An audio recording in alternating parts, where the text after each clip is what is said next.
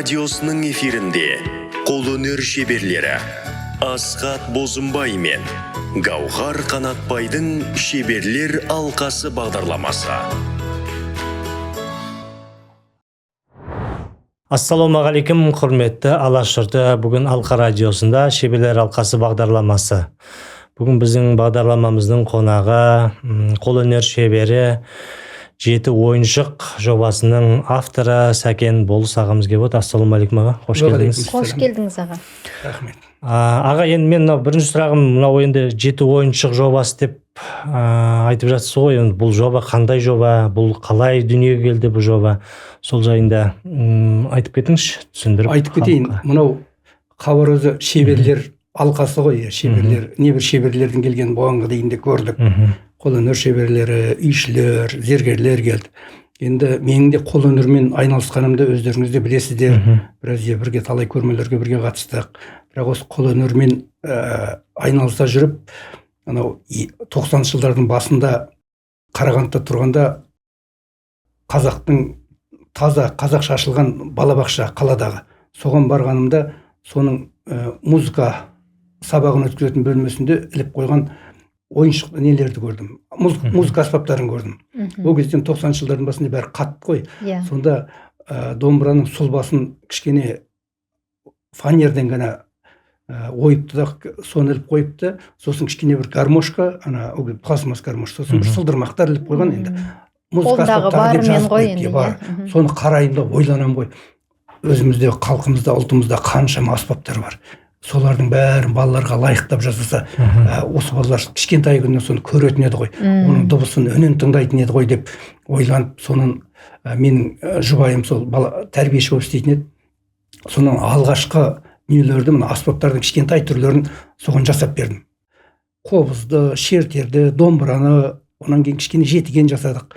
Соның бәрі өте қызықты балалар. Өйткен жоқ. Мысалы, балалардың кішкентай балалар оның бәрінде керемет ойнап кетпегенімен, балалардың өзінің ойнай алатын, мысалы, сақпан, тайтұяқ, асатаяқ, ұрмалы аспаптар, дабыл, дауылпаз деген сол аспаптар, мысалы, балалардың соның бәрін кішкентай күннен көрсетсе осы балаларға деп, соның кішкентай соны аспаптар жасаудан бастаған еді. Сезіну ғой, ұстап, иә. Оның үнін сезінеді. Онан кейін мына жерден де міне соған кітабында бар өзі, сол кезде шығарған өлең, бізде бар білсеңіз аспаптар қаншама деп. Бізде бар білсеңіз аспаптар қаншама, ретпен соларды көрсетем баршаға деп, бүкіл аспаптың өзі ұрмалы, үрмелі аспаптарды өзі классификациясына қарай соны жүйелеп жазған өлеңім бар еді, балалардың тілінде.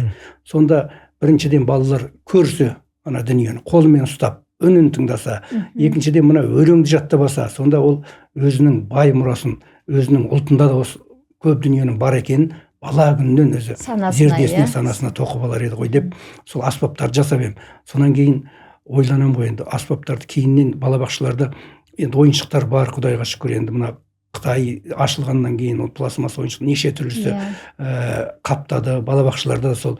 Сосын балабақшаларға енді аспаптарды жасап беріп барып жүрем ғой, тапсырыстар алып барғанда қарасам, ана ұлттық бұрыш жасап қояды да, көбінесе бір алаба жақтап.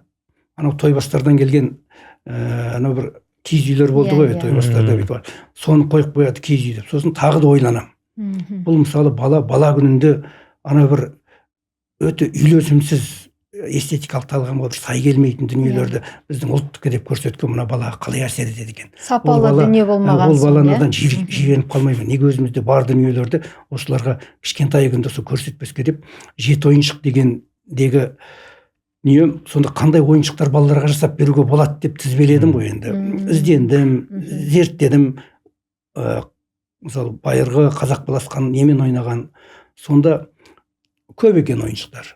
Бірақ соның бәрін қазір балаларға ұсына салмайсыз ғой. Мысалы, қазір бала керемет доптар, кәдімгі терден керемет сапалы жасаған доптардан сіз ана жүннен бүйтіп жасап берген кішкене киізден жасап бергеніңізді ол қолдана қоймайды ғой. Сондықтан осының жаңағы тізбеледім де, осының бір жетеуінен бастайыншы деп, жеті ойыншық деп атын қойып, осы жобаны солай бастаған едім. Енді сіздің сөзіңізге қарап отырсам, енді қазір мына бізде нарықтық заман ғой. барлық жобаның бәрі біріншіден жаңағы бизнестік жоба ретінде жасалынады. Енді сіздің сөзіңізге қарап тұрып, бұл енді бизнес жоба емес, рухани балаларға тәрбие беру ретінде басталған жоба ғой. Ар жағынан ары қарата енді мінекей нарықтық заман деп жатырмыз, ары қарата кішкене бизнеске айналып, өзіңіз осыдан нәпақаңыз тауып жүрсіз, иә? Менің ойымша. Иә, дұрыс айтасыз. Енді қолөнер дейміз ғой. Қолөнер деген өзі Абайдың сөзінде айтпай ма? 33-ші қара сөзінде ме? Қазақтың әулиесі сол қолөнерші. Егер ол өз өнерін алдап сатпайтын болса, бай да сол, қазақтың әулиесі сол деп айтады. Қазақ әулиесі сол деп айтады.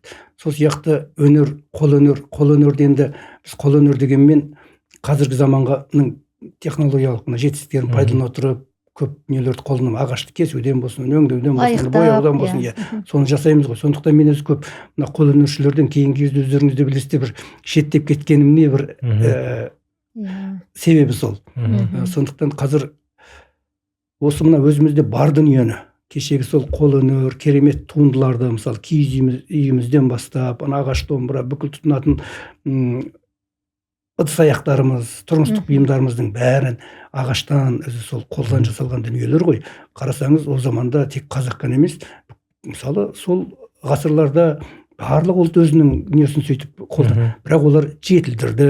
Мысалы мына Голландияның қазір бүкіл әлемді жаулаған сырды, мен соның тарихын көрдім бір. Қарасаңыз, кезіндегі сол кәдімгі өзіміз сияқтан айранды, сүтті ашты, ұйытып, сөйтіп жасаған дүниелер, бірақ олар соның бәрін соңғы технологияларды мен автоматтандырып, дамытып, соны қазір әлемге сол өздерінің голланд сыры деп брендтері. Сол сияқты мысалы әр дүниені өстіп жетілдіретін болсақ, заманға сай көркемдеп, баланың жалпы адамның тұтынатын эстетикалық талаптарға сай, басқа да техникалық, медициналық, санитарлық, эпидемиологиялық талаптарға сай жасайтын болсақ, біздің де дүниемізге сұраныс болады екен. Жаңа өзің айтып өткендей, Асхат, бас кезінде шынында да сондай жаңағындай, неге біздің өз ұлтымыз осы болмау керек, неге біздің балалар соны жасамау керек деген сондай дүниемен жасалған дүние. Біраз уақыт енді сұранысты аз, алғысы келген адам, сіз қолыңызбен істегеннен кейін, оған сапалы шикізат пайдаланғаннан кейін оның құны да аз болмайды, сол қымбатсынатындар болды. Оның балабақшалар алайын десе, оған арнайы бөлінген қаражат жоқ, сол да қол байлау болып ала алмай қалған кездері бар. Әлде сондай үрдістер кезігеді мысалы. Енді онымен салыстырғанда, Аллаға шүкір, қазір балаларым есейді. Балаларым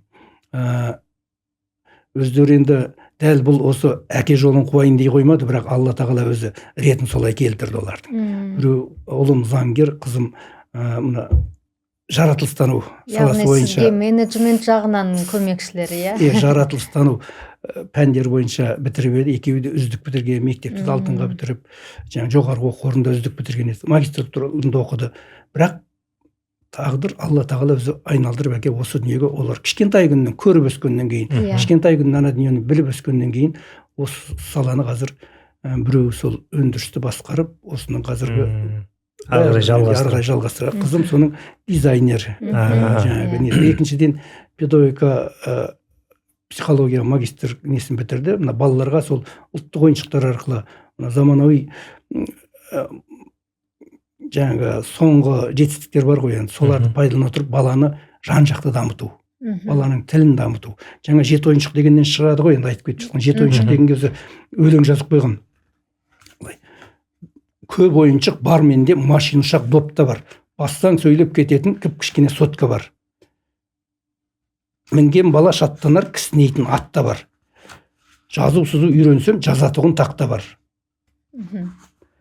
Санына да жетпеймін, ойыншықтарды санасам, жетеуі бар қастерліп, бәрін тізіп қарасам.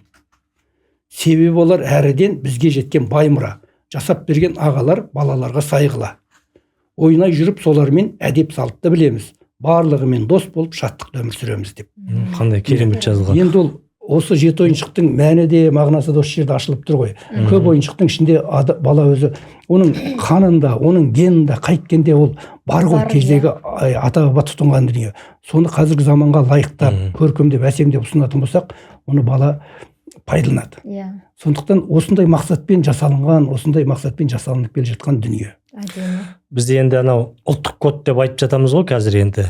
Сол код бізде бар ғой ол. Кейбір болашақ қазіргі болашақ балалардың көбісі кішкене ұмытыңқырап қалды мына Совет өкіметінің саясатына байланысты. Енді сол кодты жаңғыртып, балалар қайтадан есіне түсіріп жіберу керек қой, ары қаратай алып кететін. Ол қанымызда сіңген дүние болғандықтан ол балалар әлгі қазақта айтады ғой, 1000 естігенше бір рет көрген дұрыс деп. Сол сияқты балаларды қолына көрсетіп, қолына ұстатқаннан кейін бала ары қаратай оны өзінің жаңағы код қанында бар дүниені сезетті, бала ары қаратай өзінің рухани жаңағы байлығын ары қаратай ала береді. Өте дұрыс айтасыз. Мынау көрмеге шығамыз ғой. Талай көрмелерде болсын, Азияда. Сонда қаланың баласын орысша сөйлеп жүрген, ата-анасы жетектеп жүрген ана домбыраны көре қалғанда ғой, жүгіріп келіп басталады ғой, ұстап алады. Домбыраны. Ана ата-анасы алып берді, қызық. Көрдіңіз ба? Сонда жаңағы өзің айтып отырған Асқат, шынында да енді оның бәрін заманға лайықты, әдемі, көркемдеп, балаға тартымды етіп, балаға зияны, бояуының да жаңағы олардың балаларға арналған нелердің талаптары болады. Үшкір болмау керек, кішкентай ұсақ несі болмау керек, жұтып қою мүмкін деген сияқты. Сол талаптарға сай жасайтын болсаңыз, ол халық тұтынады, бала тұтынады. Бала ойнай жүріп, бала мақтанады әрі берген соң. Анау ол айтпаса да өз дүниесі екенін ол сезеді, ол мақтанады. Ол біз домбыраны құрастырылатын домбыра жасағанда оның өзінің тұғырын жасап, кішкене қойғышы. Баланан құрап алып, менің өз дүнием, өзімдік қойып қояды. Сол енді өздеріңіз білесіздер, енді оған бұл енді осыған шеберлер келіп жүр ғой талай. Бұл домбыра деп атай салғанмен оның қаншама бөлшектері болады. Осы бөлшектерін бала кішкентай күнінен мысалы ананы құрай отырып, шебер бала боламын, таудай менің талабым, домбыраны енді мен өзім құрап аламын. Екі тоғыл арасын шанақшамен жалғаймын. Онан соңғы жұмысты бет тақтайға арнаймын. Аударып қойып бет жағын шанақша тағы жапсырам. Әрмен қарай әр істі қолыма шебер тапсырам. Жалаң тұрған мойынға қақпақ жабамын. Құлақты бұрап басына түймеге дорын табамын деп. Домбыраның бүкіл бөліктерін көрдіңіз, ол кезде баланың қаншама бөліктерін, жаңағы детальдарын жаттап алады бала күнінен. Құрай отырып, ойнай отырып, өстіп тілін де дамытатын, ойын да дамытатын. Кішкене мына заманауи дүниелерден де кем емес, кем емес, олардан кем емес. Осындай дүниелерді жасап берсек тұтынады. Біз бұл ойын шыққан емес, бізде әлі балаларға жасап беретін дүниелеріміз өте көп. Неге баланың тілі қазір бөгде тілде шығып жатыр? Неге өзінің тілінде өз ойын еркін жеткізе алмайды? Осының бәрі ойланатын дүние. Әрбір ата-анаға, әрбір баланы кінәлауға болмайды. Балаға біз ол қызығатын телевизордан бағдарлама жасап бере алмасақ, балаға ойнайтын ойыншық жасап бере алмасақ, бала қызығатын кітаптар шығарып бере алмасақ, біз үлкендер кінәліміз. Өте дұрыс айтасыз аға, мен осы жерде бір сіздің ойыңызды бөліп кетейін. Менің көрмеге талай шығамыз ғой, біліп жүрсіз, қаншама балалар келіп, кішкентай балалар, ата-аналар ертіп жүреді, келіп көреді. Өзім басымнан өткен бір оқиғаны айтып берейін. Осы бір Астана күнінде бір осы қолөнер жәрмеңкесі болып еді. Сол кезде бір кісі келіп, қасында бір 2-3 баласын ертіп келген, өзіңіз сияқты жаңағы атасы болу керек енді. Көрсетіп жүр, таныстырып жүр енді, бала мынау садақ, мынау қылыш, мынау найза депті, сосын садақты көрсетіп тұрып айтып жатыр. Мынау Жумоңтың садағы деп. Корей сериалындағы. Сосын мен тоқтадым да, аға кішкене қоя тұрыңыз. Неге Жумоңтың садағы деп айтып тұрсыз? Бала ертең солай қалыптасады ғой бала. Жумоңтың садағы, ол жаңағы киноны көргеннен кейін сіз көрдіңіз, жарай бала енді көрдім бе көрмедім оны білмейді ол. Жумоңт дегеннен кейін солай баланың санасына сіңіп қалады. Райымбек батырдың, Бөгенбай батырдың, Қабанбай батырдың садағы деп неғып айтпайсыз? Деп айтып едім, ол кісі ол жерде қысылып қалды, өзі де ұялып қалды. Айналайын кешір, аузыма түсіп кеткен. Ол бала, ондай баланың тәрбиесіне келгенде ондай нәрселерді мұқият болу керек. Бала ол бірден бойына сіңіріп алып қалады да, ары қаратай ол жаңағы бала не қазақ емес, не кәріс емес, не орыс емес сияқты мәңгүрт болып өсетін сондай жағдайларда. Біздің ұлтымызда ештеме болмаған сияқты. Өзі кешегі жаңа өзің айтып отырғандай кеңестік дәуірде, оның артындағы патшалық Ресейде біздің ұлтымызды қайтып өзінің табиғи болмысынан айырсақ, осыларды тіпті жер бетінен жоқ қылып жіберсек дейтін бір саясаттар болды ғой. Сонда соның әсері қазіргі біздің ұлтымызда ештеме болмаған сияқты, біздің көзімізді ашқан басқалар, бізді адам еткен басқалар сияқты болады. Ал біз қазір енді тарихта бәрі ашылып жатыр ғой, ақтаңдақтары. Өркениеттің бәрі өзімізде. Өте дұрыс айтты. Жаңа киіз үйіміздің өзі қандай сіз көшіп қонуыңызға, оның ішіндегі ауа алмасуы, оның жайлылығы, оның көшіп қонуға сіздің ыңғайлылығы бәрі керемет қой. Ал соны ойлап тапқан сөйткен біздің ата бабамыз қалай жай халық болған, жай ұлт болған деп айта аласыз. Сол тек қана оның бүкіл әдет ғұрпында, салт дәстүрінде қарасаңыз бәрі қызығатын, әлем қызығатын, адамзат қызығатын дүниелер көп те. Мынау соңғы кезде тыңдадыңыздар ма? Төрегелді марқұм Шорманов отыр, Досқанаға отыр, Жолжақсынов, сонда Досқанағаның айтқаны бар. Біз өркениетке не қостық дегенде, мысалы біреу батыс баяғы біз өнерімізбен, мәдени архитектураның біреу Рим өзінің заң шығаруымен десе, біз көшпенділер дейді. Енді біздер біз адамгершілік, адамдардың бір-бірімен адами тұрғыда араласуын, байланысын, қарым-қатынасын соны қостық дейді. Қарап отырсаңыз сол. Бізде әркім өзінің орнын білген. Атасы да, келіні де, ұлы да, әрқайсының өзінің орны болған. Дастархан басында да, үйде де, қызметте де, барлық тұрмыста. Мен ақ түсінісіп, көрдіңіз бе? Сондықтан осы бай дүниені, осы керемет дүниені біз алға қарай жалғастырушы болуымыз керек қой.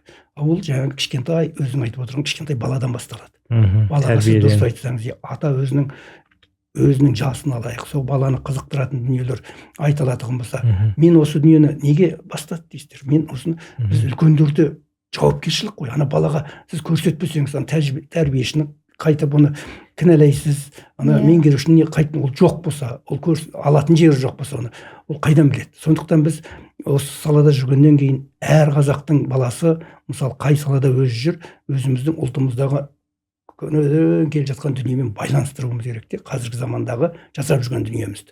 Ол мейлі қол өнерде болсын, ол мысалы медицинада болсын, ол мысалы заң шығаруда болсын, соның бәрі. Сонда біріншіден өзіміздің ұлттық болмысымызға, ұлттық өзіміздің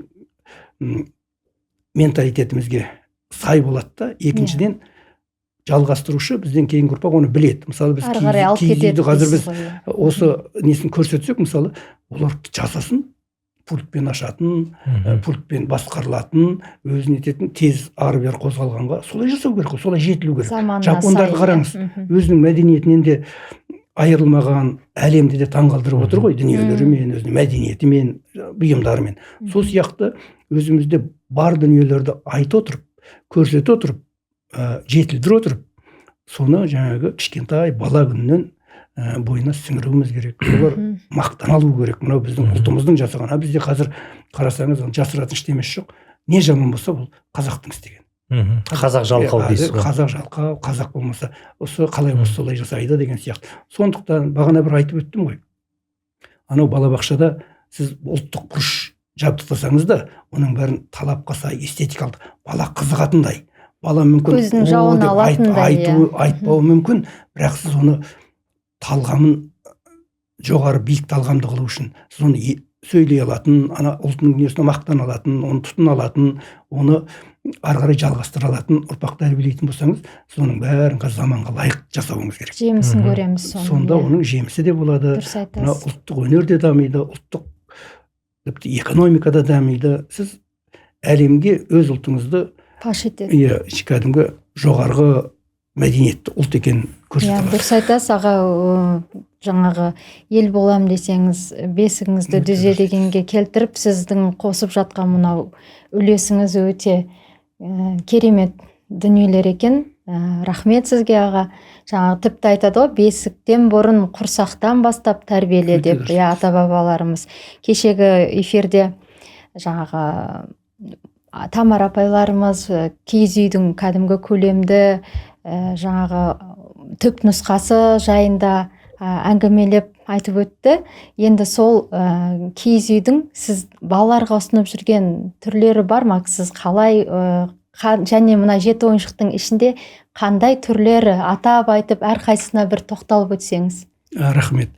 Дұрыс айтасыз. Мынау жаңағы ең 7 ойыншық дедім ғой. Сонда мына осы киіз үй.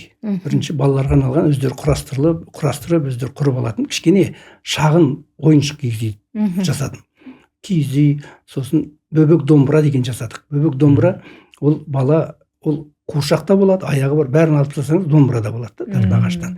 Онан кейін құрастырылатын домбыраны керемет домбыра деп атадық. Онан кейін біздің мына енді Астанамыздың өзі әсем Астана деген ойыншығымыз бар да, ол біздің ұлттың, біздің елдің мақтанатын қаласы ғой, біздің көз алдымызда салынған, көз алдында. Оның да мына бәйтерегі бар, оның да ар жағында бәйтерек туралы аңыз бар. Мысалы, бәйтеректі көрсетіп отырып, сол аңызды, сол ертегілерді балаларға айтып беруге болады. Сонан кейін ұлттық саз аспаптарын барлығын әлгі балаларға арналған түрлері оны жинақтадық. Сосын бір балаларға арналған тағы да бір мағыналы оюлар деген. Оюларды құрастыра отырып, балалар өзінің жаңағы ойын дамытады. Оған арналған өзі әр ойыншыққа арналған өлеңдерім бар. Қиын емес олмаған ою құрап ойланам, ата-баба мұрасын жаңғыртуды қолға аламын. Шет жағына өрнектің шет оюды қоямын, ортасына оюды гүлдеп тұрып қоямын деп. Шаршы оюды келтіріп, мүйіз ою дәлдеймін. Үйлестіріп түр-түсін әсем етіп сәндеймін. Қиюласып келуін ойластыра молжайын. Әжапалар басатын текемет сырмақ дабдайын деп бала өзі құрап алатын нелер. Соны көрдіңіз бе? Бұл жерде жаңағы осы 7 ойыншықтан жаңағы сұраққа байланысты соның бәрі қаншама оюларымыздың түрлері бар. Атаулары бар қарасаңыз. Балаларға лайықты сол, мысалы, қарапайым солардан кішкентай күнінен ойнай отырып білсе, баланың бойында өнерге деген өзі табиғи бейімі болатұғын болса, сүйіспеншілігі артады. Болатұғын болса, ол оны ары қарай зерттейді. Бала күнінде көрген дүниені, көрдіңіз бе? Сондықтан әр жасқа лайық сол біз баланың жаңағы жасына, баланың өзінің бейіміне лайықты дүниелерді көрсете білсек, бере білсек, сол біз мақтанамыз ғой. Біз 7 атаға дейін қан араластырмаған, қанымыз тазалықпыз дейді. Шынында да оның ар жағында біз таланттылықпыз. Біз жаңағы басқаның тілінде тез үйреніп алатын, мысалы, бейімділік. Басқа дүниелерге де бейімділік бар. Тек өзіміз, ол да кешегі саясат, бұларда ештеме болмаған, бұлар жалқау деген. Сосын жалқау деп қазақ өзі әшейін ештемеге мән бермейтін, кейде бір сондай мінез қалыптасып кеткен. Орыстары айтады екен, біреуге 100 рет 99 рет шошқасың десе 100 рет қорсылдайды.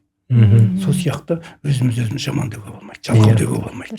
Бізде адамзаттың, бізде бір бөлшегіміз, дархандықтың, кеңдіктің өлшеміміз, тарихтың тауқыметін көп тартқанмен, ал бүгін біз еркіміз, еңселіміз деп, еңселімізді көтеріп, осындай дүниелерді жасауымыз керек, көрсетуіміз керек, тұтынуымыз керек. Өзгенің жаңағы жетілген дүниесін қалай жасаған соны меңгеруіміз керек.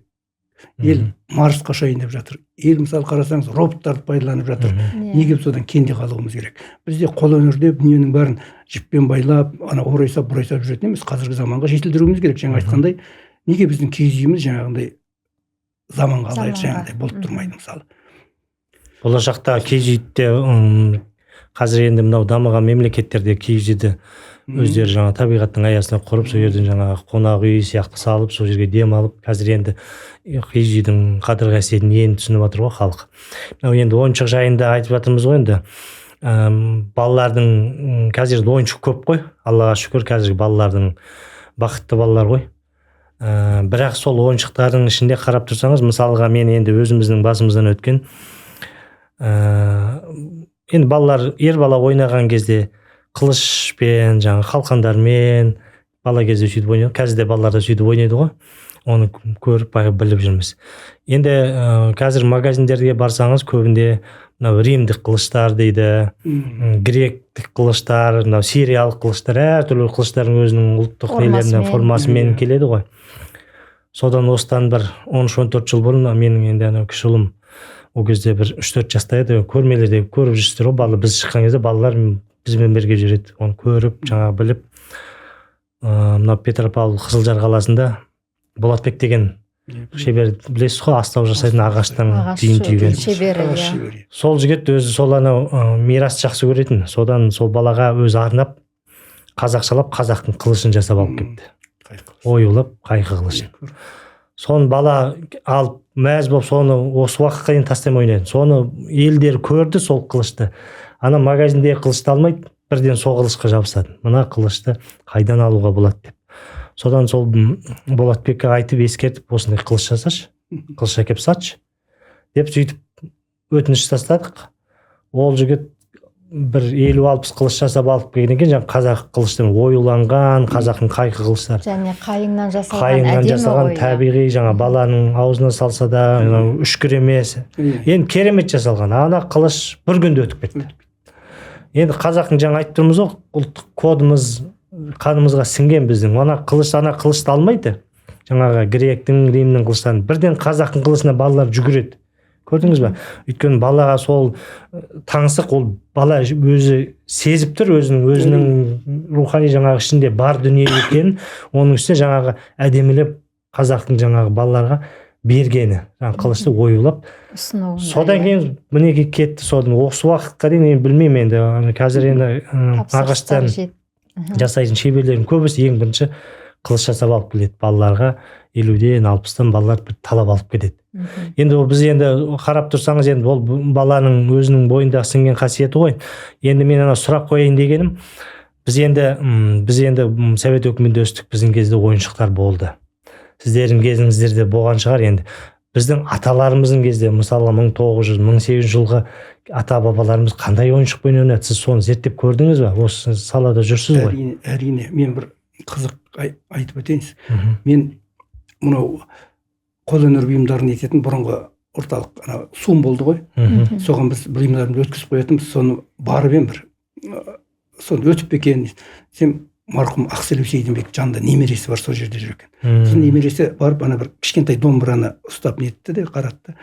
Немересі. Сосын мен соны көре қалдым да, ана кісіге айттым. Енді ол жерде сатылып тұр ғой, мен айттым, өзім таныстырдым. Сосын біз осы мына аспаптар жасайтын ек, ұлттық бұйымдар жасайтын ек. Мына немереңізге мен бір домбыра жасап берейінші, телефоныңызды бересіз бе, мен баяғы нетейін. Осындай. Сосын жақсы сөйлесіп, атымды сұрады, атымды айттым. Сосын айттым, бір ойларымыз бар еді.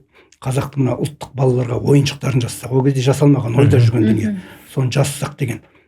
Соны ол кісі айтады, сонда не ол? Қуыршақтар ма? Не дейді? Жоқ, қуыршақтар емес, құрастырылатын дүниелер. Мына домбыраны біз жасаймыз, осының өзіміз құрастырамыз. Соны балаға ыңғайлап, соны құрастырылатын домбыра, құрастырылатын киіз үй. Бала өзі құрастырып алатын. Бүкіл сондай ағаштан жасалған табиғи сондай дүниелерді, ана оюлар деген, ойымда жүрген өзде дүниелер еді ғой. Соларды жасасақ деп айтып ем, көз жарқ ете қалды. Атың кім дейді тағы? Сәкен деді. Сәкен, сен осыңды мына дейді, соңғы шалбарыңды сатсаң да осыны істеші, маған хабарлаш. Біз мына бәрін зерттедік дегенде, мына ұлттық ойыншықтар дегенге мән бермедік, біз осы деді.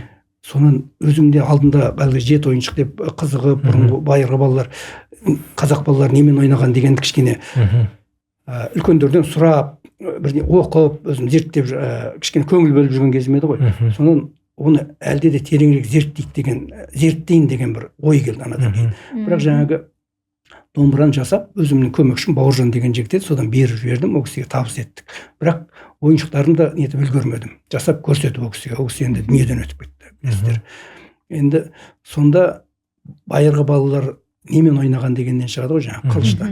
Бала өзі бала болғаннан кейін ол ойынмен өседі. Мысалы заманына сай, ол кезде жаугершілік заманда балаға жаңағы өзің айтқандай қылышын, қалқанын, найзасын, садағын жасап берген. Сонымен бала күнінен өзі ойнай жүріп машықтанған жаңағы соғыс өнеріне. Сосын табиғи дүниелерден жаңағы жүннен доптар жасап алып, қазан доп, арынды доп, тағы да допқа байланысты, тіпті аттың үстінде көшпенділер жаңағы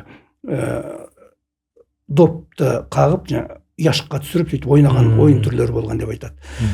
Сонда жүннен жасалған, мал өнімдерінен жасалған, сүйектен жасалған ойындар. Мысалы, асықтың өзін етеміз, байланады. Енді үлкен бой жеткен, бозбалалар ақ сүйек ойнаған, ләңгі тепкен. Қазанға қатысты бір ойынның атын қазан доп деп айлайды. Қазан сияқты қазық қояды да, соған жүннен жасалған допты дәлдеп түсіріп ойнайтын өзі. Бала өзі қарасаңыз, кейбір ойында өздері де өз қиялымен де ойлап тауып алады. Ойын құралы болса қарасаңыз. Мысалы, өзіңізді кішкентай күнде, мысалы, жаңағы қуыршақтар дедіңіз ғой, жаңағы көтергені киіндіріп, мысалы, соны қуыршақ қылдық деп. Тіпті ойыншықтың бар кезі. Бірақ енді ол кезде де алып бере бермейтін адамдар.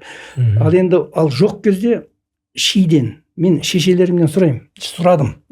Ол кісі марқұм ана бала күнде немен қалай ойнап едіңіз дегенде менің осымен өзі айналысып жүргенімді білетін еді. Сонда деген мынау адамның бала күнін еске алу деген өзі бір ерекше дүние екен. Сонда көз жайнап айтып, анау шиден қалай жасалғанына дейді, тіпті іздейді, ана бірдеме тауып әкеліп берші, жасап көрсетейін деп көрсетті. Сол шиден қуыршақ жасап оның сыртын киіндіреміз дейді, тігіп дейді. Оның жүннен доптар жасаймыз дейді. Ана жүннен жаңа қуыршақтың басын жасап қоямыз дейді. Сосын басына байлау үшін байлап, кәдімгі неше түрлі мысалы атасын, әжесін сөйтіп ойнап, мына үй ойнаймыз дейді ғой. Сонан таудың етегінде кішкене тастарды тауып алып, қой қылып, ат қылып, жұмырларын үй қылып қойып, ауыл қылып, сөйтіп бала өз қиялымен жаңағы табиғи дүниелерді пайдаланған. Ал жасап берген дегеннен шығатын жаңағы қылыш найзасын енді жаугершілік, жаңағы соғысқа машықтансын, енді бала сонымен ойнасын деген мақсатта жасаса, өнерге бейім болсын деп шіңкілдек домбыралар жасап берген. Анау кішкене сылдырмақ, кішкентай өзі бала бесікте жатқанның өзінде бесіктің шығыршықтар сақ қояды ғой, шығыршықтар сақ қояды, оған бір сүйектер іліп қояды. Сонда бел ағашына асықтар іліп қояды. Бала ананы көзбен көріп жатып қозғалғанына. Бір-біріне соғып қалады. Екіншіден сылдырмақтар жасайды деген сүйектен. Онан кейін ағаштан тай тұяқ дейміз ғой, мысалы соның өзінің әуенімен тартылатып отырып баланы алдандыруға. Сол сияқты ұлт болғаннан кейін, халық болғаннан кейін оның өзіне тән жаңағы тұрмыс салтына байланысты ойыншықтар болған. Кейін мысалы байлар кішкене темірден жасатып, алтын күмістен жасатқан деген ең бірінші өзі мына ойыншықтардың тарихын қарасаңыз да, ең бірінші жаңа балшықтан, қыштан жасап, онан кейін ауқатты адамдар балаларына алтыннан жасатып берген дейді. Кішкене мүсіндерді, жануарлардың, аттың мүсіні сондай деректер бар. Сонан кейін біз кішкентай ағаштан ат жасап, оның үстіне өзінің әбзелдерін жасап берген. Мен оны көрдім. Бір көрмеде Қытай елінде сонда кішкентай аттың үстіне күмістеп тұрып, ана бүкіл ат әбзелдер, анау құйысқаны да бар, өмілдірігі де бар, сөйтіп жасап қойған. Көрдіңіз, бала қандай қызығады. Көркемдік жағынан. Екіншіден атын біледі ана дүниенің. Теріден, табиғи дүниеден жасалған.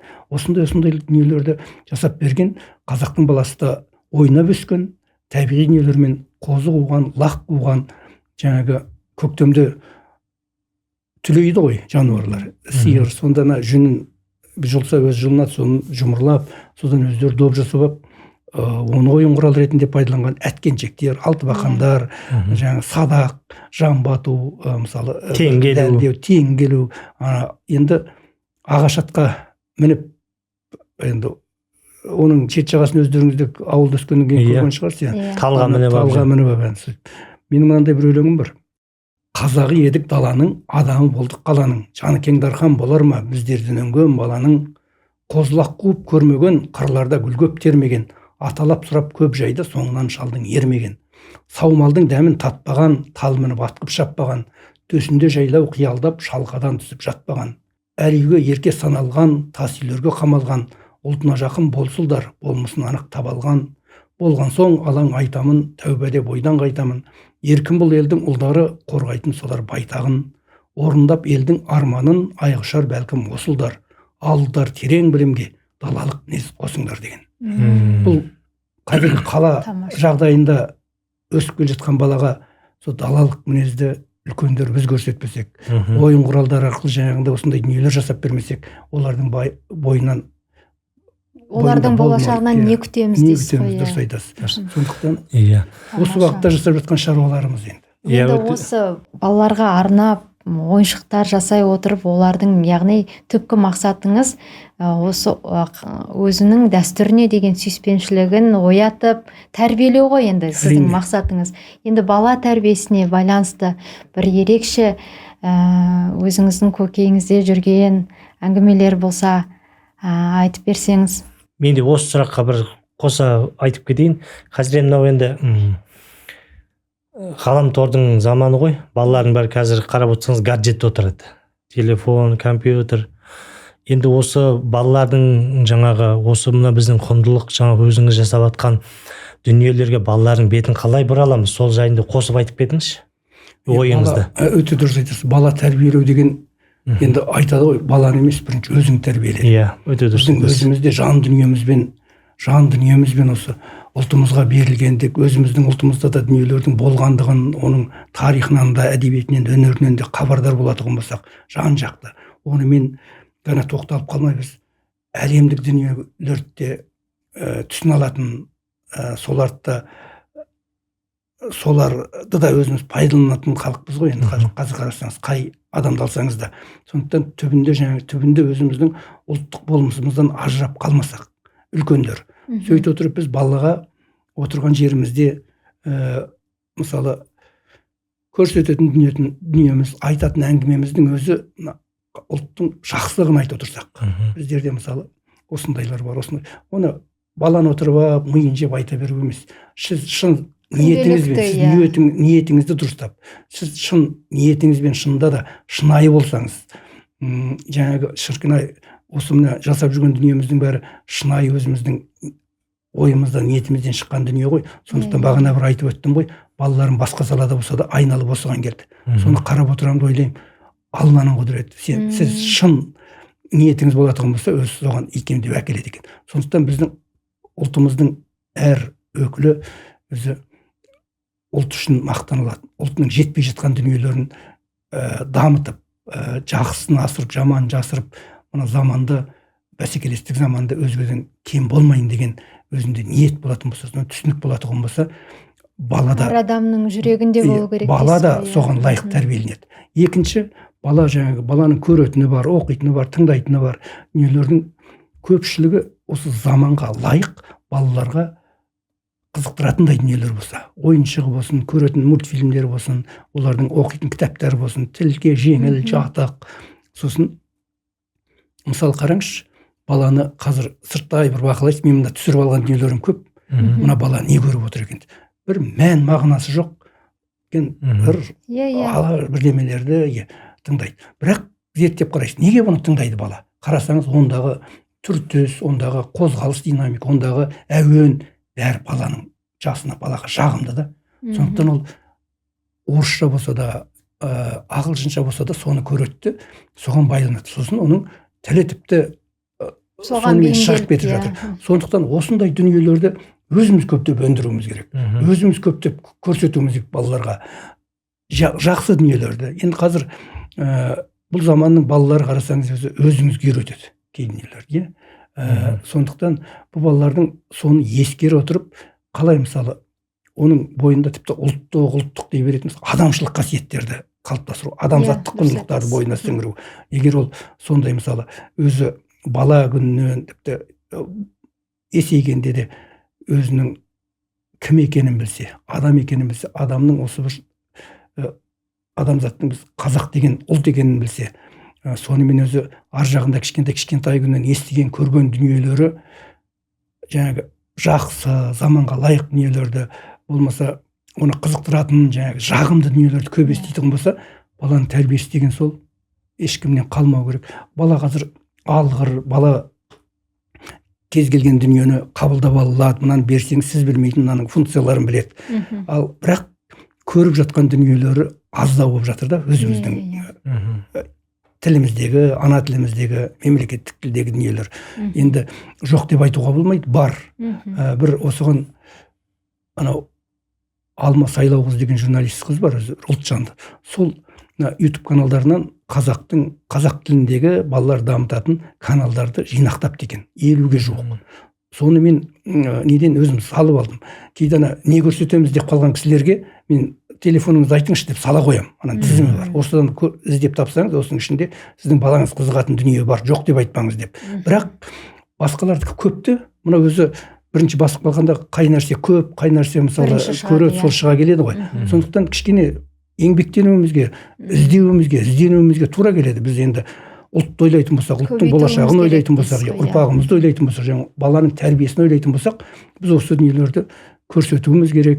Әрбірден соң біздің енді ойыншықтарымыз да көп емес қой. Біз мысалы жеке сатылымға қазір шығарып жатқанымыз жоқ. Біз тек балабақшалардан тапсырыс алып қана жасап береміз. Жаңағы жан-жақты дамыту бөлмелерін жиһаздарымен бірге. Сондықтан болашақта осыны да көптеп қолжетімді әр қазақтың баласы еркін тұтына алатындай жағдайға жеткізсек деп жасап жатқан жайымыз бар. Өте дұрыс айтасыз аға. Енді мына кітаптар алып келіп жатсыз. Бұл кітаптарыңыз жайында көрсетіп, таныстырып, және бұл кітаптарды қай жерден алуға болады? Бұл кітаптар сатылымда бар ма? Сол жайында айтып кетіңіз. Айтып өтейін, бұл енді жаңағы Астананы айттық қой, бұл біздің әсем Астана деп балаларға, балалардың тілінде жазылған кітап. Мына жерде 7 кітап, 7 ойыншық деп, 7-нің айналасында 7 ойыншық, 7 өнер компаниямыздың Қазақтың 7 киелі саны. Соны 7 тағы да осы кітаптарында да бір 7-еуін шығарайыншы деп алғашқы 7-еуін шығардық. Ішіндегі суреттерінің бәрін кәсіби иллюстратор, суретші салып берді. Өйткені мына кітапты бүйтіп тастай салсаңыз, жанына бір тағы бір сапалы, бір әдемі безендірілген кітап тастасаңыз, бала әдемісін, жақсысын барып ұстайды. Олар қазақтық екен, мына өзімдік екен демейді. Сондықтан сіздің жасаған бұйымыңыз да, шығарған кітабыңыз да сол сападан кем болмау керек, кем болмау керек. Сондықтан мынаны да сондай ескеріп, осы ішіндегі суретін де, безендіруін де, сапасын да сондай қылып шығардық. Бұл кітаптардың тағы бір ерекшелігі, бағана да айтып өттім, осы неге дейін. Мынада артында міне QR код нелері бар, QR кодтары бар. Бұл QR код арқылы сіз мысалы кез келгенін аша қоясыз, аша қойсаңыз, міне баланың тілінде YouTube каналдан шығады. Баланың тілінде YouTube каналдан шыға қояды. Сондықтан бұл мысалы бала оқи алмайды ғой. Ал мына жерде баланың тілінде жазылған өлеңдерді арнайы дикторға, баланың тілімен оқылған, соны бала тыңдап отырып, суреттерді көрінеді. Енді өте тамаша. өзіміздің қазір енді қолымыздан келіп жатқан осы. Бірақ қазір технологияның мүмкіндіктері өте зор. Онымен айналым мамандар да бар, жаңағы солар осындай дүниелерді көптеп шығарса, бала жаңағы басық болған кезде ар жағынан қазақтың дүниесі шыға келетін болу керек қой. Сол кезде балаңыз ең бірінші болып атып шығу керек дейсіз ғой, яғни. Соған енді бәріміз жұмыстанып, бәріміз еңбектенуіміз керек. Тамаша. Сол кітаптар, міне осындай кітаптар, бұны жаңағы артындағы QR несі арқылы, біріншісі осы мына осының ішіндегі өлеңдерді айтады, екіншісі біздің Инстаграмдағы парақшамыз, сол парақшамыз арқылы тіпті 7 өнер деп шықса да, 7 өнер деген 7 ойыншық біздің Seven Toys 7 ойыншық деп жазса YouTube каналда, сонда парақшамыз бар, сол жерде байланысып, содан көре алады да, алатын болса тапсырыс бере алады. Ал мынау алдыда Наурыз мерекесі келе жатыр, қасиетті Рамазан айында сіздермен жолығып отырмыз. Алқа радиосының ашылған күнінен хабардармыз, тілекшіміз осының кең үлкен халықтың сүйіп тыңдайтын радиосына айналуына. Сондықтан еңбектеріңіз жана берсін, еліміз, халқымыз аман болсын, ұрпақтарымыз асқақ рухты, көркем қылықты болып, білімді, білікті болып, мынау бәсекеге қабілетті ұлттардың бірі болатын халық болайық. Сондықтан мынау енді Алқа радиосына бүгінгі мына 7 кітабымды сыйға тартамын. Сіздерде мұражайда жасақталып қалатын шығар, сол мұражайдың бір төрінде тұрады деп ойлаймын. Келетін қонақтарыңыз да осындай сый-сияпатпен халқымызға танылған өнерлі адамдар ғой келіп жатқандар. Солардың да дүниелерімен жасақталатын болса, үлкен мұражайға да айналары хақ. Қабылдарыңыздар сіздердің Алқа радиосына 7 ойыншықтан. Аумин, рахмет. Естелік. Рахмет аға. Алла бұйыртса, мұражай жасақталып жатса, Алла бұйыртса, ол мұражайдың төрінде тұрады. Рахмет сізге аға. Дұрыс айтасыз аға, мінекей баланың тәрбиесіне бейжай қарауға болмайды. Құрметті халайық, баланың жаңағы ер жігіт сияқты, қазақтың батыр жігіттер сияқты, қазақтың әдеміде көркемді қыз бала, қыз болып өсуіне бәрі өз ата-анасына байланысты негізі. Балаңды тәрбиелесең, бірінші өзіңді тәрбиеле деп қазақ бекер айтпаған ғой, сондықтан баланың тәрбиесіне бейжай қалуға болмайды. Ал енді мінекей Зәкен аға, біздің бағдарламамыз аяқталып келе жатыр. Мінекей осы енді бұл бағдарлама қазір ораза айы, Наурыз мерекеміз келе жатыр, Аллаға шүкір. Халыққа бата тілегіңізді айтып кетсеңіз. Рахмет. Ал енді қасиетті Рамазан айында ораза тұтқан қауымның Алла оразаларын қабыл етсін, дұға тілектерін қабыл етсін. Бұл енді ораза айы дегенде адамның бір тазаратын, рухани тазаратын айы ғой. Сондықтан осы айда жолығып отырғанымызға мен де Аллаға сансыз шүкіршілік деймін сіздермен. Екіншіден міне жақсы әңгіме өрбіттік. Алда Наурыз мерекесі келе жатыр, өзіміздің ұлттық Наурыз айы қазіргі. Сондықтан осы жақсы күндерге еліміздің өркендегенін көріп, еліміздің мына өркендеген елдермен терезесі тең болған қалпын көріп, дами берейік деп тілеймін. Барлығымызға Алла амандық берсін. Істеріңізге, кәсіптеріңізге Алла берекет берсін. Мынау сіздеріңізде мына радио, Алқа радиосы халықтың сүйіп тыңдайтын, өзінің ана тілінде хабар алатын, ақпарат алатын керемет хабар болып дами беруіне тілектеспін. Сіздердің де еңбектеріңіз жана берсін. Рахмет көп сіздерге. Әумин, рахмет аға. Иә, сізге де өзіңізге шығармашылық табыс дейміз. Алла тағала бойыңыздан күш қуатты арылтпасын, әрқашан күш қуатыңыз көп болсын. Әумин. Ал енді құрметті халайық, бүгінгі бағдарламамыз осымен тамам. Бүгінгі бағдарламада қонақта болған қолөнер шебері, жеті ойыншық жобасының авторы Сәкен Болыс ағамыз, және де бағдарламаны жүргізген Гаухар Қанатбай және мен Асқат Бозымбай. Қош сау болыңыздар, амандықта жүздескенше. Амандықта. Жолғайық аға. Рахмет.